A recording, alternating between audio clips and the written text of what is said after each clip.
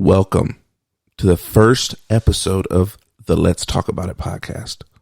This week, we talk about relationships and specifically shared and non-shared interests with your partner. And in this week's Faith in Context, we're going to talk about how our faith informs our social media etiquette. Stay tuned. You've joined us. You're here. Now, let's talk about it.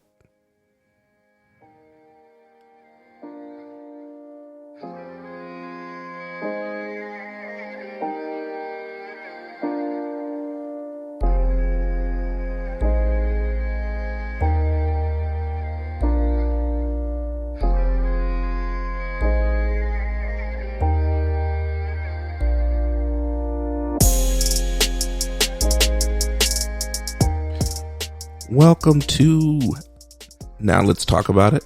My name is Malcolm Morgan. My name is Micah Morgan. This is our first real episode. Oh, snap. The first real one. It's going down. There's no turning back now. How are you feeling? Currently, I don't know. I'm feeling pretty good. So you guys are going to be a little bit in on our podcasting life. Mike, can you turn your mic just a little bit to where the name is facing you so people can hear you better? I messed up. So just turn, just like that. Is this bad? Oh my goodness. Yeah. What? You see? We're not even going to edit this out. We're just going to leave it in for the people so they understand. Guys, you just got... This is real. Well, guys, gals, folks, people, y'all just got an inside look at Micah not knowing what in the world to do with this equipment. I'm so excited. So we're so glad you guys decided to join us on this wonderful journey. This is just the beginning. Yes. So let's get right into it. Why not? Let's talk about it. Shared and non-shared interests with your partner. Yep. How do we start this topic? How do we start? I think we should start it as vaguely as possible. Let's not give any context no, I'm just kidding. Why don't we start off by sharing what some of our interests are? Okay. So I guess I'll start since I'm currently talking. I really enjoy theology, but I'm not some expert. I just enjoy thinking deeply. No, I really do want to fool you because I'm not. I just enjoy thinking deeply about what the Bible says and what the Bible says about our lives today and what we've misunderstood about the Bible, what we do understand about the Bible. And I think about it all the time. So that's one of my key interests. Cycling in a very novice kind of way. And you should call it bicycling because I feel like cycling, people think like, oh, she's a professional. Yeah, I'm not. Biking, does that kind of get to the... That sounds more amateur. I'm a super amateur. I just like to get from point A to B and sweat a little bit. But I really enjoy that.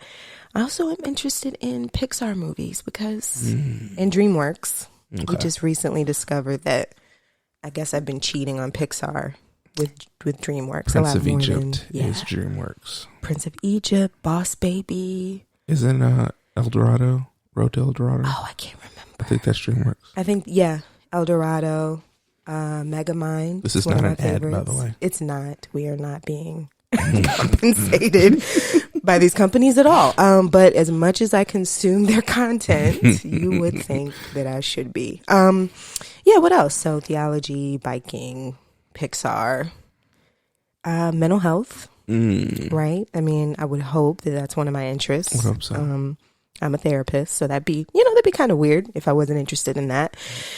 Those are, just several things that I'm really interested in and spend a lot of my energy on. Yes. So Malcolm, what are some of your interests? Some of my interests are music in general, movies in general. I love mafia stories.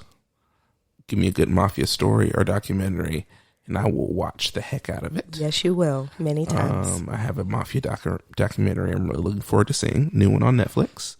But we'll save that for the entertainment section of the podcast. Sports are huge for me. Basketball is my favorite, but I also enjoy watching football. I've gained a later in life appreciation for soccer. Don't really watch it, But when the World Cup is on, Wait a I minute. will catch a few matches. Wait a minute. How is this an appreciation if you don't really watch it? I only watch it when like the World Cup is on, when it's like the big event. Ah, Like okay. I don't just watch just soccer, like whatever. It's like like an empathetic kind of. I'm not watching every. Oh, soccer's on. Let me watch it. No, I'm watching the World Cup. I want to see the best of the best. Understood. Let's see what else. I love creating. I love You do. writing music. I love singing. I love drawing. I love producing podcasts, building websites. I'm a graphic designer. I guess it's weird to say professionally, but I guess I am a professional Yeah, you graphic are. designer. So yeah, those are the immediate interests that come to my mind. And then I'm interested in my dog. He's very interesting. Our little dog, by Rico. default. Rico is goodness. He's a wealth of interesting.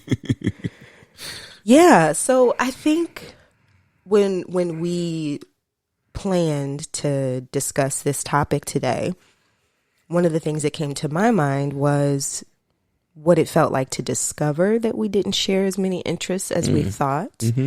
And so, yeah, we were both in our very early 20s and we were dating, we were in college. And yeah, I think for me, discovering that my now husband was very interested in sports, for example.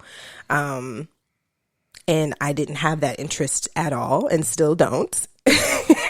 I was confronted with, okay, does this mean I need to somehow make myself love sports so that I can share this time with my husband?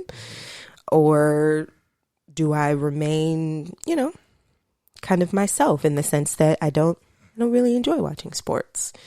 And that was a tough question for me to answer. Yeah. And I admit that I lament that you do not even want to be around me while I'm watching sports.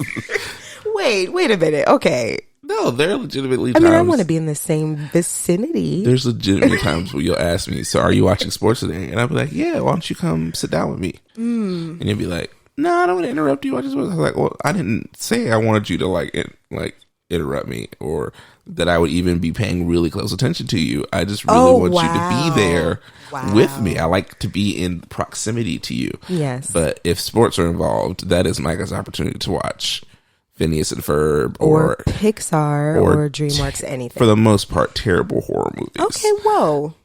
You know what? We're going to save that for the entertainment section because they don't, you know what?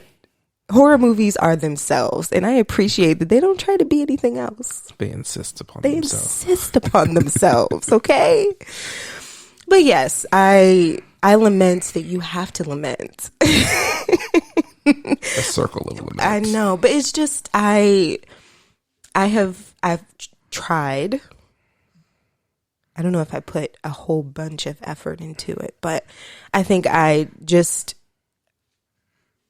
realized that it's not something that I have a lot of. I don't have a lot of enjoyment when I watch sports.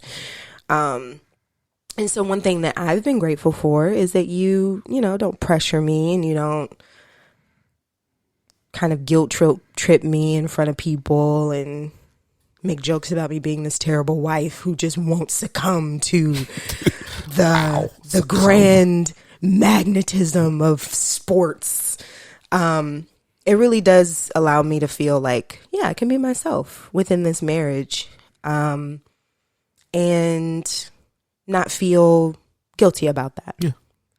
It's a way that we can still be separate, but together. Yeah.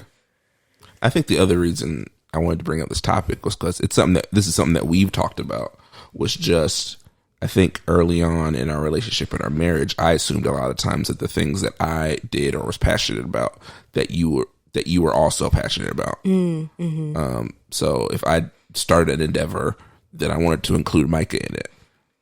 And so my first thought was, okay, Micah wants to be a part of this. And in a lot of cases, you would just go along and help.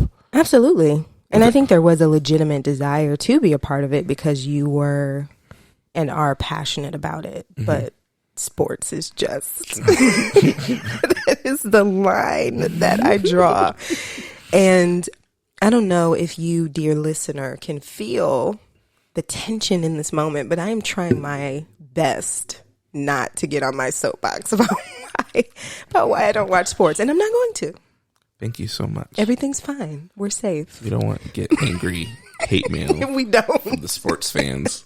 Just know that Malcolm is amazing because he is still married to me, even with the soapbox that I do get on occasionally. It's a short soapbox, but okay. Well, are we just gonna throw short jokes across the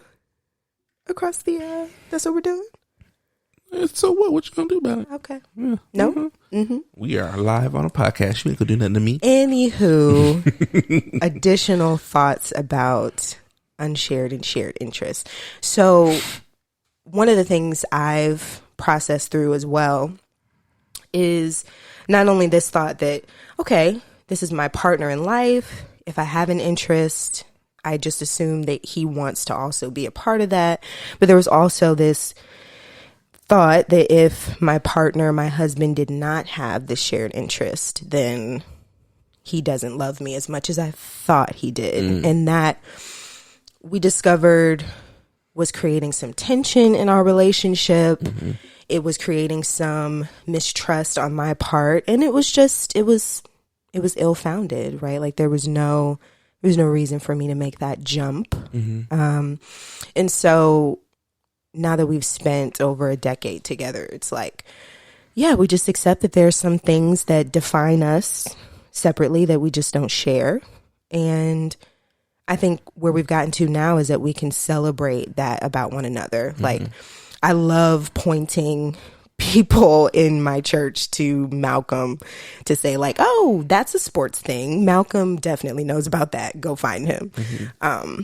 It's just cool to be able to brag about my husband being pretty much, I mean, you're getting to expert level. You be spouting off stuff about sports that I wouldn't even begin to understand. But well, Micah, when I went to school, I had a specialization. I was a journalism major, specializing in sociology and sports. So I'm not just a fan. I am learned. You are learned. Learned in the topic. 2 syllables.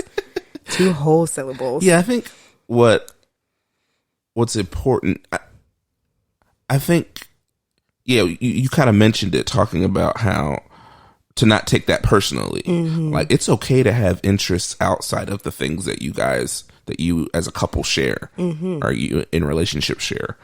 And in many ways, it's like healthy to have something that's not,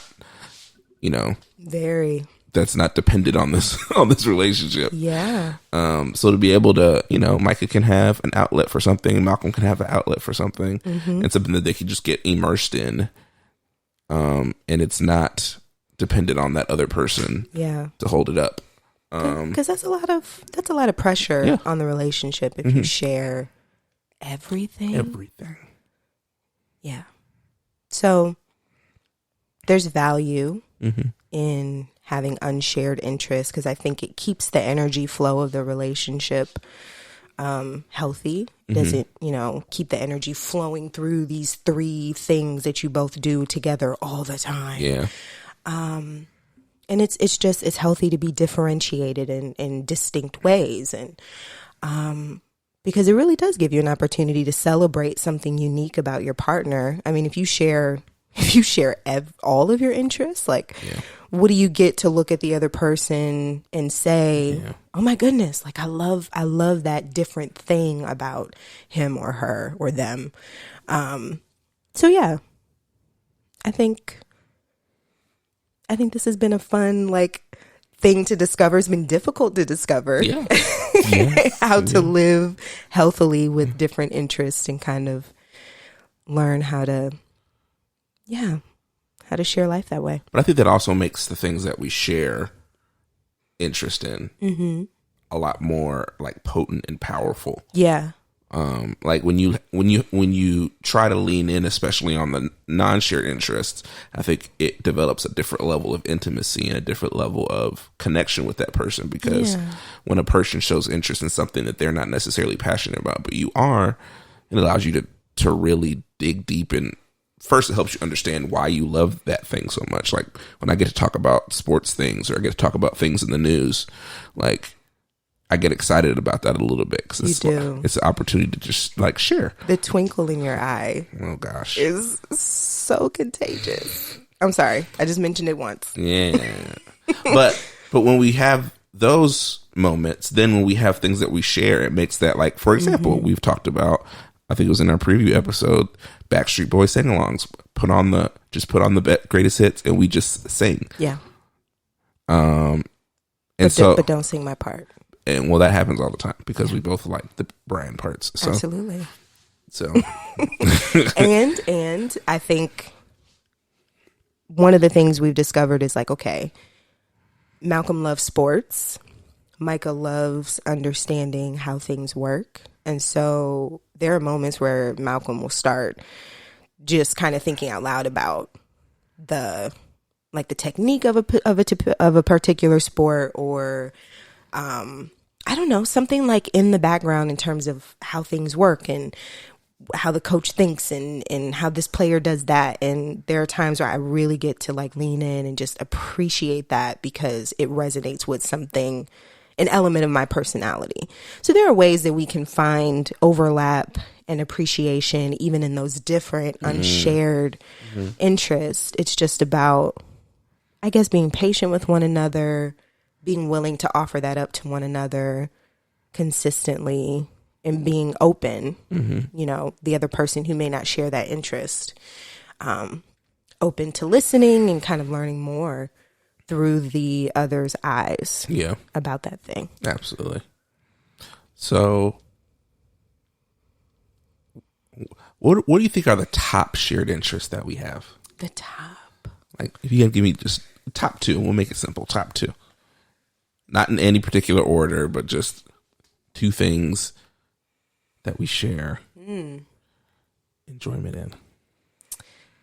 I think we have like a shared interest in analyzing like cinema, like movies, shows. Yeah.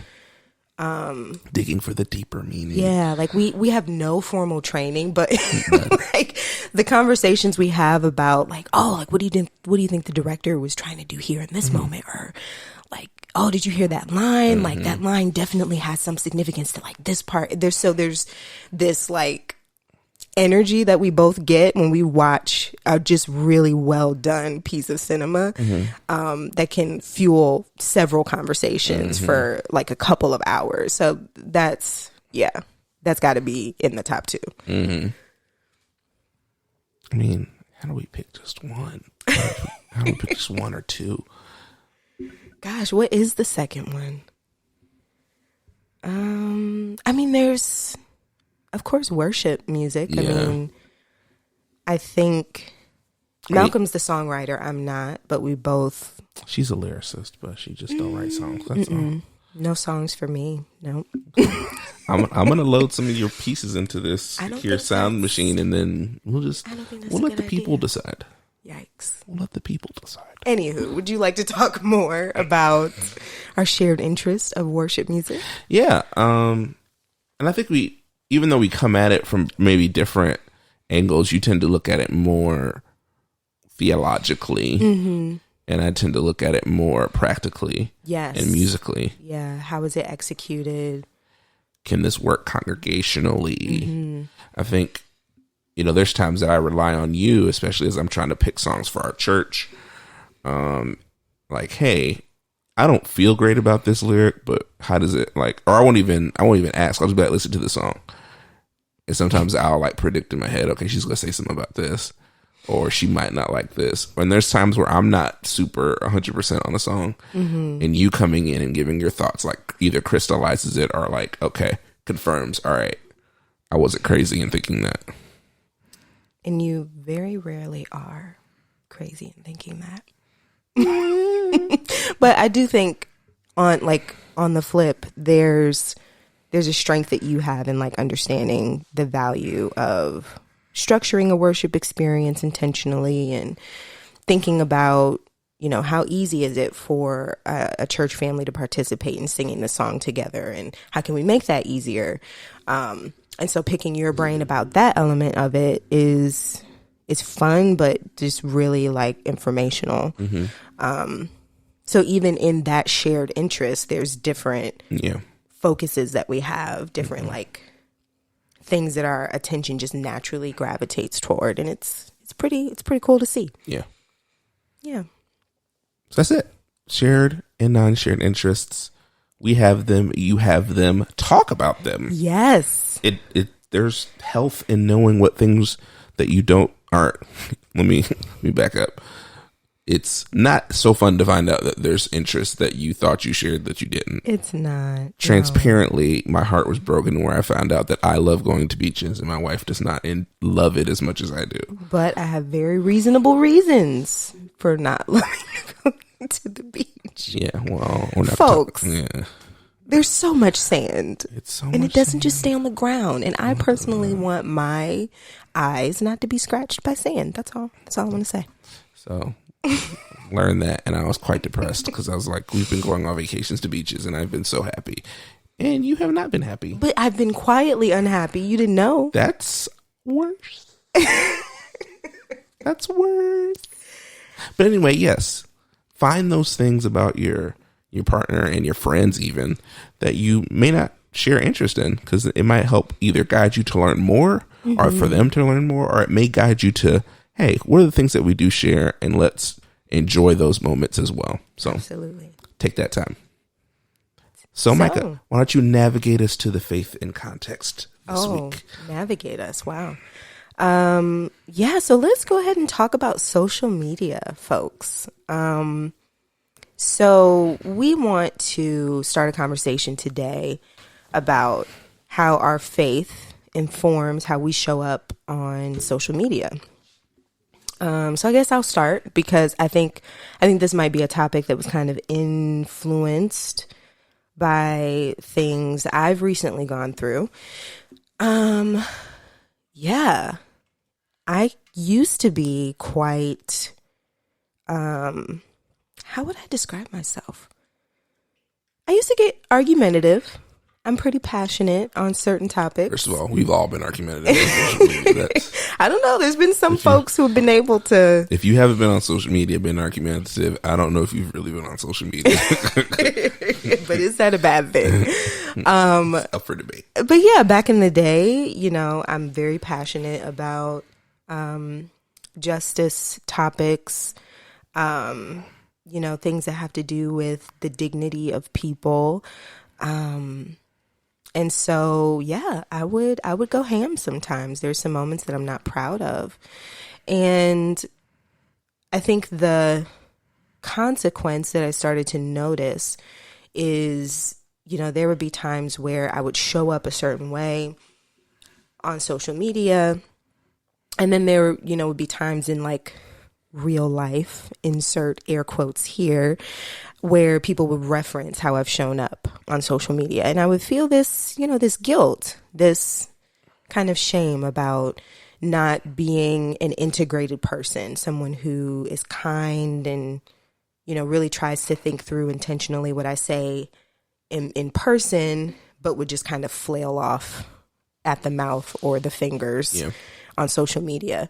And so that was one of the things that kind of motivated me to pull back on social media and really make a personal rule that says, nope, I'm not going to enter into conflict with people I don't know, first off, because we don't share a relationship. And so really, what purpose does being in conflict on this public forum serve, except for me to demonstrate that I'm, I think it came from a place of arrogance, to be honest, that I was trying to show that I was better or smarter or more well-versed in a certain topic. Like there really wasn't any other purpose that served for me when I finally kind of was honest about how I was showing up. And so I think that's one of the things that kind of began to inform the way I showed up.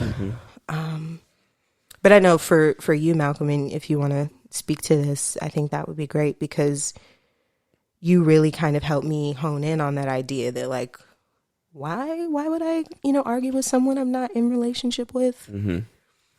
Yeah, I think, especially as Christians, it's easy to think I have to defend truth and the faith all the time.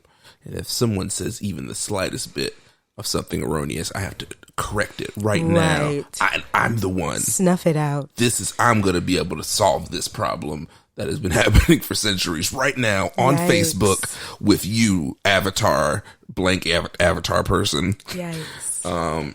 And I think, I'm trying to think of what was it was definitely, good gracious, probably 2016 election where it felt like every status, every meme was an argument, and you're just arguing with people you have no idea. It got tense. And then, I like to take credit for this, Micah's realization, but my rule was after, I guess it was probably during that season, I don't argue with people I don't know on the internet, because it just becomes super personal, and people say stuff that you would never say to somebody that you knew or cared about. Yeah. So yeah, it was just like, why am I arguing with this person I don't know? And it starts getting real passionate, and they'll say whatever they want to you, and you're just like, fine, I'm gonna say whatever I want back. And then the whole point of the conversation is completely lost. It's gone. Completely lost. And so, as a Christian, I never want to be that guy that's just shouting at you, telling you you're wrong, even if they are wrong. I don't want to be that person. Yeah. I want to be the person that, you know what? Our perspectives are different. And this is where the conversation needs to stop. It can just stop with that realization. And I think that kind of begs the question, why don't I, as a Christian, want to be that person? And I think the answer is, first off, it doesn't work. It's just not effective. Pointing your finger at someone and yelling how wrong they are doesn't, no one responds and says, you know what? You know what? You're so smart. I changed my mind. You're right. Thank you for berating me until I was convinced. You're right. Universal health care is okay. Yikes. Yeah, it never happens. And I think Jesus, when we see how he interacts in relationship that's cultivated over time and over distance, I think we're seeing him demonstrate that if you want to change someone's mind, if you really do want to, then you do it in relationship, and you do it in an environment that is empathetic, in an environment that is authentic and attentive and dynamic, and it's not just one-sided. And so I think when we ask ourselves, why don't we as Christians want to be that person? The answer is, well, because Jesus has shown us that the most effective way to change minds is to do it in relationship and not just screaming at someone for 30 seconds that you just met. Yeah. I mean, you look at I think it was it Zacchaeus that was in the tree? He was in the tree. He was in the tree, and Jesus didn't yell at him from the ground. No. He said, Zacchaeus, get out of the tree. I'm coming to your house. We're going to eat dinner. Let's go smash. Let's go have some food. They sat, they talked. And at no point did Jesus say, Zacchaeus, you is X, Y, and Z. Insert insults here. What the HE double hockey sticks are you? None of that happened. No. But the point was that he cultivated relationships. So all of this criticism, all of this questioning, all of this right and wrong debate is best done in relationship, because then it's way more constructive than when you're just yelling at, blank avatars on social media. Goodness. That half of the time aren't even real people. And half the time they don't care what you have to say. 80% of the time for that one. Most times they're people that you don't know that are just looking, they literally are searching statuses with these keywords. Absolutely. So they can go and just spew whatever agenda they have on their mind. Yeah. And so no one's going in there thinking, I'm going to see if someone's going to change my mind today. No. No one. No one. No one ever goes into social media for that. So, yeah, I think that's important to remember, and important as Christians that we don't, once again, we don't have to defend every wrong fact, every erroneous thing on social media. No. And, truth doesn't just wither and die if we don't defend it at every turn. And I think there really is this fear that oh my goodness, if I miss an opportunity to declare what is right, that's somehow going to affect the substance of truth itself. And that's just not true. So I personally would like to end with this thought. One of the things that's kind of been breaking my heart lately is how much loneliness is showing up on social media.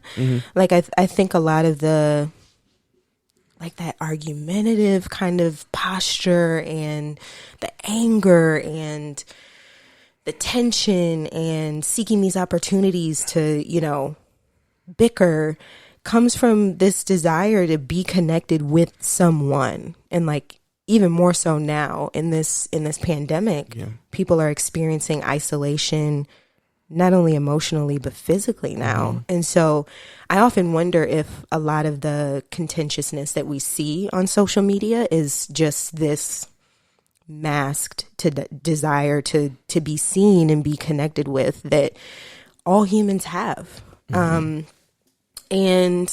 that's something that I want to always remain present for me as a Christian. I want to always remember that everyone desires to be loved. Everyone desires deeply to know themselves as the beloved of someone, and preferably God. But and there are some unhealthy ways that can come out when we don't feel loved. And so as followers of Jesus, how can we speak to that underneath the contentiousness that we see on social media? So, yeah. Couldn't have said it better myself, and I won't even try. So today we have talked about relationships, shared and unshared interests, and we've talked about how our faith informs our social media etiquette. And honestly, we don't want this conversation to end here. So go ahead and look us up on social media. Do we want to share? Yes, why not? Woo. Okay. Did I want to change my Twitter handle before this? It's too late. It's too late because it's happening like right now. Okay. Well, it's now. It's happening. So I'm only on Twitter for reasons that I guess we could have talked about more. We'll talk about that later. Yeah, we'll talk about that later. But I'm only on Twitter at Spoken Worship. And Malcolm is on Twitter as at Malcolm M Music. I'm so sorry that that's so confusing, but the simple version was already taken. Indeed. But it works. I like it. Yes, I'm on there. I'm also on Instagram at Malcolm Morgan Music. And those are the two social medias that I want to interact with random people on. Indeed. So please look us up. Honestly, we would love to continue this conversation with you. We enjoy open, Stay respectful. out my DMs. Yes, we can keep this public. No DM activity is necessary. I will show my wife, so please do not DM me. There will be mutual sharing of the DMs. But yeah, please add us. We would love to continue this conversation. We love open, respectful dialogue, and we invite you to continue talking about what we talked about today. And you can also use the hashtag Talk About It Podcast. Yes. That'll make it even easier for us to find it between the hashtag and our social media handles. We'd love to keep the conversation going and for you to keep having these conversations even beyond this moment. That's the point of the show. We want people to have conversations and keep having conversations. So, is that our music? It is. That's our music. So you know what that means? You guys, this is just the beginning of this journey, and we're so excited to be going on it with you. It's the Let's Talk About It podcast. I'm Malcolm Morgan. I'm Micah Morgan. And we hope to see you guys next time.